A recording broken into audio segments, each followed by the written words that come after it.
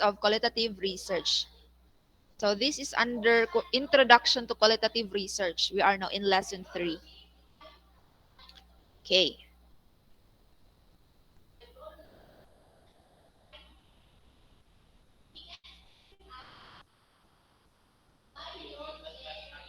So research is relevant in generating knowledge, of course. So through research, we generate knowledge, we gain more informations about a particular thing, and our knowledge of something helps us to broaden and helps us to understand more about a certain thing.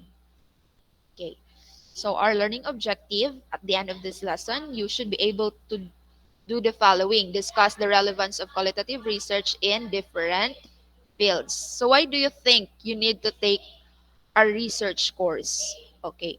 So um,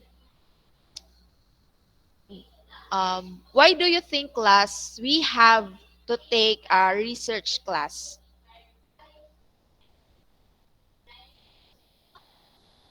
Required man siya, ma'am. Required? Yes, that's right. Required siya. Yes, that's correct. How about the others? Why do you To think sharp you need to take a research course? Yes, Laika? to sharpen our critical thinking. Yes, to sharpen our critical thinking. That's right also. To Because widen up doing our research helps vocabulary us po, to. ma'am. Yes, Christian? To widen up our vocabulary, ma'am. Yes, to widen up our vocabulary. That that could be. How about the others? Why do we One need ma'am, to in take? order to find new discoveries that may alleviate human suffering. Okay, thank you, Chris. That's correct. It could be. How about the others?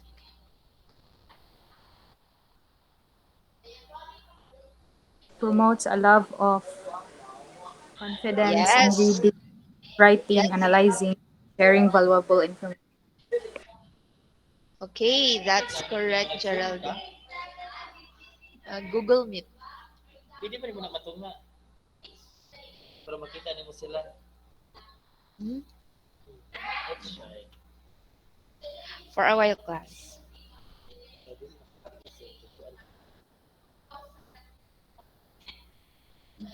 Bye.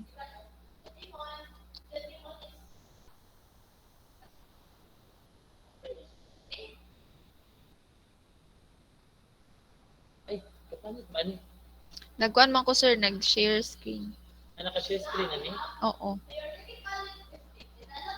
Wala gi. Pero pag iyan ano mo na. Na mo gamay siya. Share screen man ko. Amo ka nag-share screen ani. Kuhan man good entire screen man ko. So ako sa ni stop. Amo stop presenting. Para dili ka makuan kay I I feel your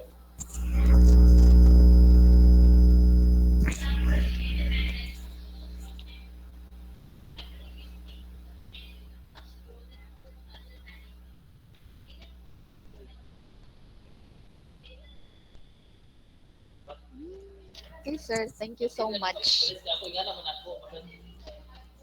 Thanks, sir. Okay. So sorry for the interruption, class. Okay. Why do you think you need to take a research course? Ma'am, Yes, add ko. Geraldine. It allows us to disprove lies and support truths. Facts. Yes, that's correct. It helps us to disprove lies and justify the truths or facts. Okay? How about the others? Why do you think we need to take a research course?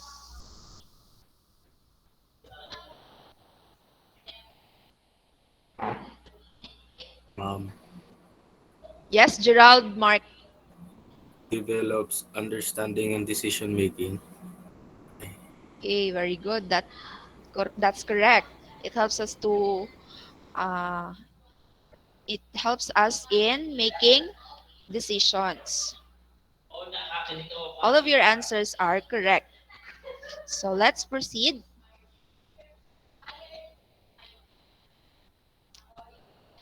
Okay, how does the relevance of qualitative research vary from one field to another? So we have here the definition of knowledge. Can you read it, Laika Montes? Knowledge refers to facts generated from objective insights together with the findings processed by the human brain. Okay, thank you, Laika. So knowledge refers to facts generated from objective insights together with findings processed by the human brain. So that is the definition of knowledge. Okay. So these are the fields where qualitative research is relevant. So we have social sciences, public health, uh, businesses, and media communication. So in these fields, we can say that qualitative is really relevant for these fields. So these are some fields where we can apply qualitative research. Okay. So qualitative research in the social sciences. So qualitative research equips academics, professionals, and even ordinary people with knowledge about society that would allow people to improve their lives. So through qualitative research, it helps people to improve their lives. So you know that we are when we conduct qualitative research, it addresses problems related to what is the society is facing or what challenge the society is facing. So that is one of the qualitative research is addressing. So that is why it allows us to improve our lives. Okay. So in qualitative research in the social sciences, it gives change. So qualitative research is an efficient way of understanding changes in society because of its inclination to human experience and context. Okay. So qualitative research in media communication. So media needs research according to our presentation. Why media communication needs qualitative research? So through research or qualitative research, it helps the generation of news or it helps in the generation of news content. Okay. So qualitative research techniques are used in the following steps. First, getting information about the topic, building a good rapport with the interviewee, and asking the appropriate interview questions. So these are some steps for qualitative research techniques. Okay. So in qualitative research, it is necessary for raising social consciousness among the public, of course. So it helps, um, qualitative research helps our, I helps us to be more conscious. Okay, qualitative research in business. So through qualitative research, it helps the business in analyzation. So all successful companies invest in research, may it be those who are producing consumable goods or offering services. So there are companies who make researches successful for their business to be successful. So that is how qualitative research is very helpful to businesses. It helps them to become successful by conducting studies on how to improve their products, conducting studies on how to manage well their business and their employers or employees. Okay, so qualitative research provides relevant knowledge. So, no relevant good knowledge ang gina-provide ni qualitative research in crafting sound business strategies to achieve the right commercial image and to increase profitability. So, we all know that a business will succeed is that one of its key to success is that it have a good marketing strategy. So for them to be able to have a good marketing strategy, they have to conduct their research. So marketing strategy composed of website design, planning, management, offline integration, traffic building, social media, optimization process, and conversion analysis. So qualitative research in public health. So communicable and non-communicable disease. So we have here in the diagram public health with communication, surveillance, epidemics, analysis, health promotion, research, risk prevention, communication, and non-communicable disease. So also qualitative research is important in public health. So for example, as what we experience, bago pa lang, the pandemic or the outbreak of COVID-19. So through research, they have um, come up to a solution where they make vaccines to prevent the infectious diseases.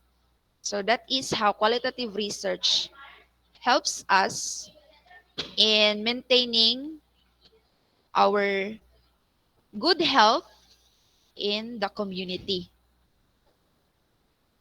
Okay, let's have this. Qualitative research is useful in public health through its role in the documentation and analysis of public health issues.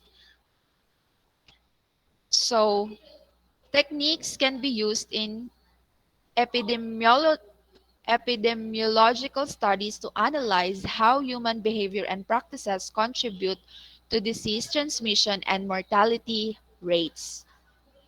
So we can identify the transmission and mortality rates of diseases through conducting research. Okay. Always remember that qualitative research is relevant in different fields like sociology, history, medicine, media, communication, business, and other sciences. Qualitative research is also important for creating knowledge based on facts and facilitating learning of the people to know themselves better together with the entire society.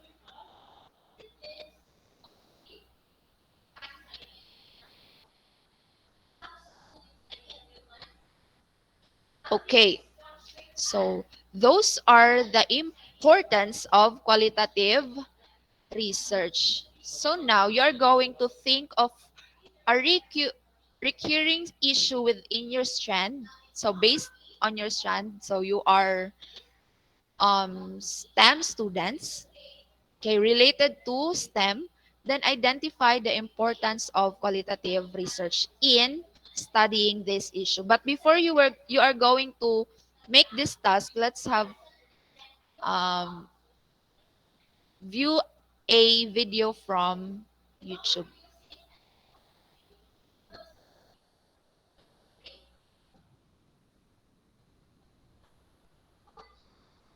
Uh, okay.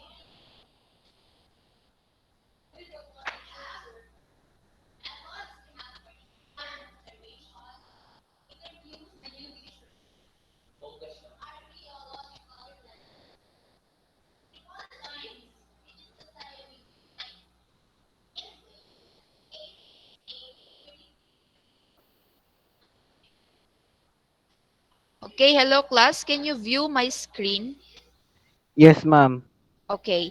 I will show you a video that will help you to choose studies or research titles that relates to your strand, which is STEM. So these are some of the examples of title of research or studies that relates to your strand. Okay. Please watch and so we have number one, relationship between prolonged exposure to smartphone. Then we have link between increased reason for increased cases of depression.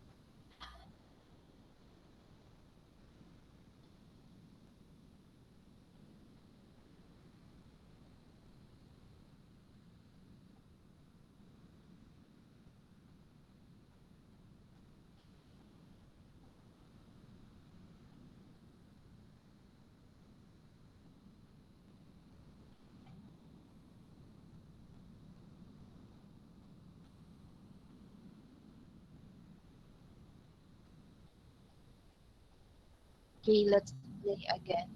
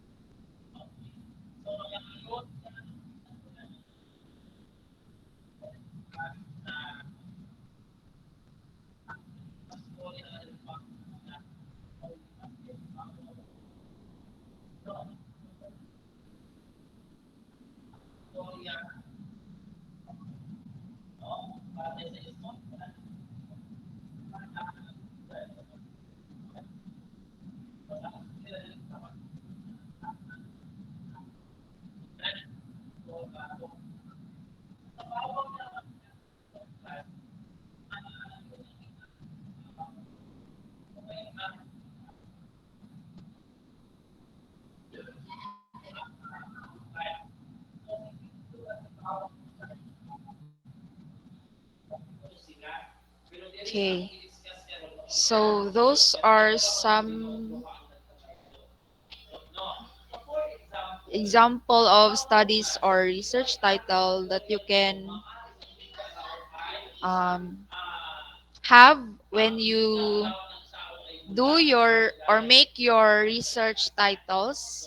You're going to plan for your study.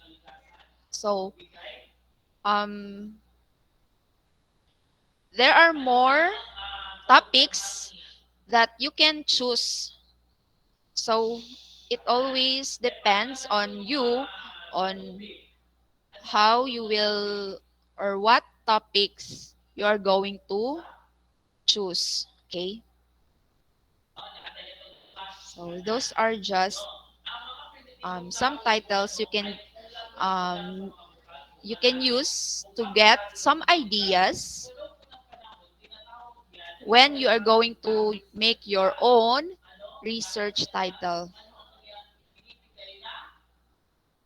So let's go back to your task.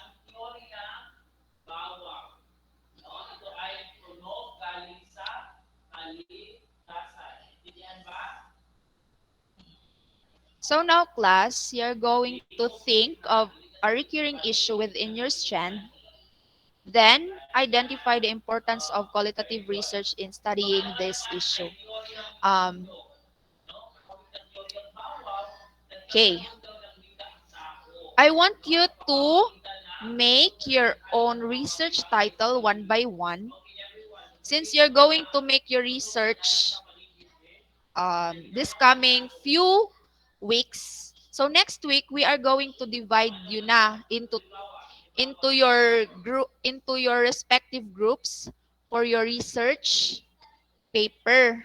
So before I will divide you into groups, I want you to make your own title first one by one. So this title should have should you should state your importance, why you choose that particular problem, or why you choose that particular issue or study. So only title and its importance or importance of that study. Okay, one by one of you should make your own title research based or related to your strand, which is STEM. Okay, so you're going to submit it next meeting sa atong face-to-face class on Monday next week. Okay, so that or that will I will make it as my basis on how I will group you sa inyuhang research paper.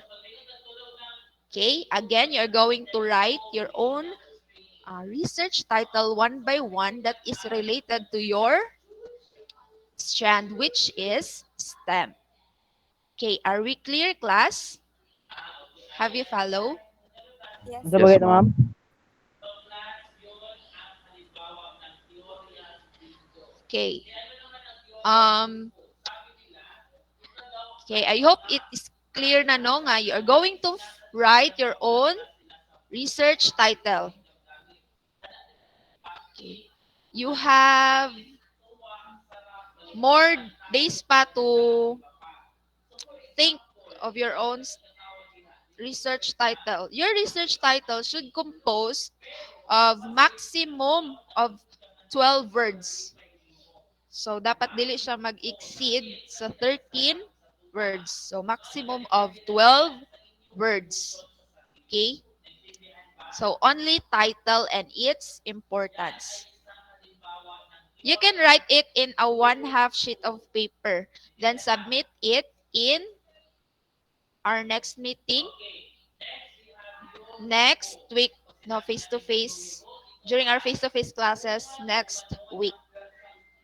Again, that will be my basis in making a group sa inyuhang section. So I Ma'am, want you to be excuse me. aware that your section or your every group will compose of 10 members. 10 members yun kay mao man instruct sa amo nga.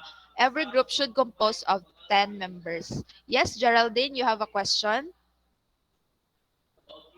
To be passed on Monday, ma'am, no? Yes? Ma'am, related na ba sa mga strand ang title? Yes. It should be related to your strand.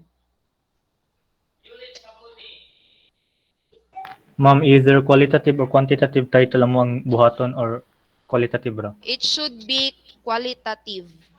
Okay. Okay. Who else ang naapay questions? and clarifications.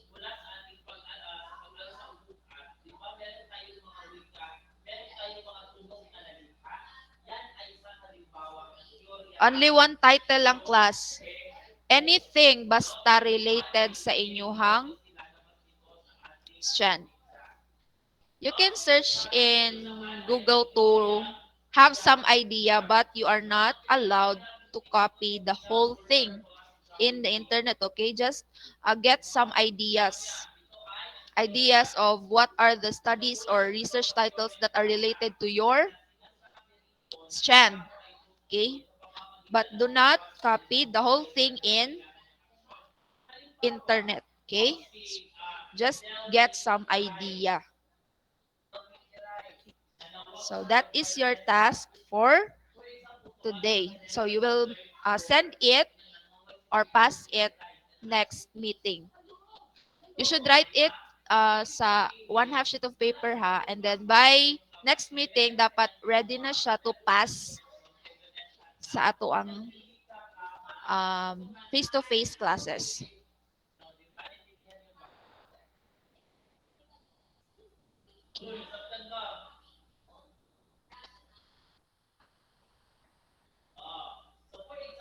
Okay, do you have question pa, class?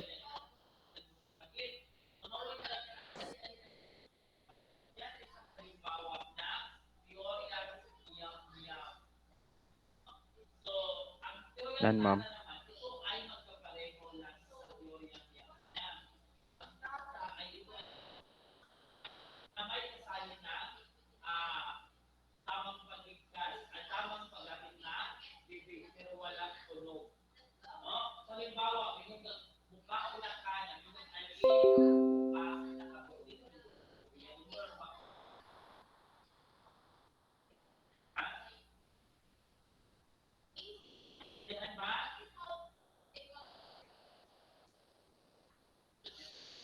Okay, any question, class? None, ma'am. None, ma'am. You can start now thinking of your title. Think of a research title that relates to your strand, which is STEM. Yes, ma'am.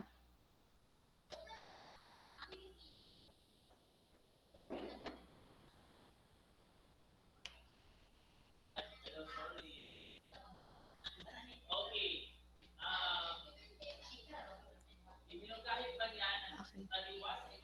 Ako na lang.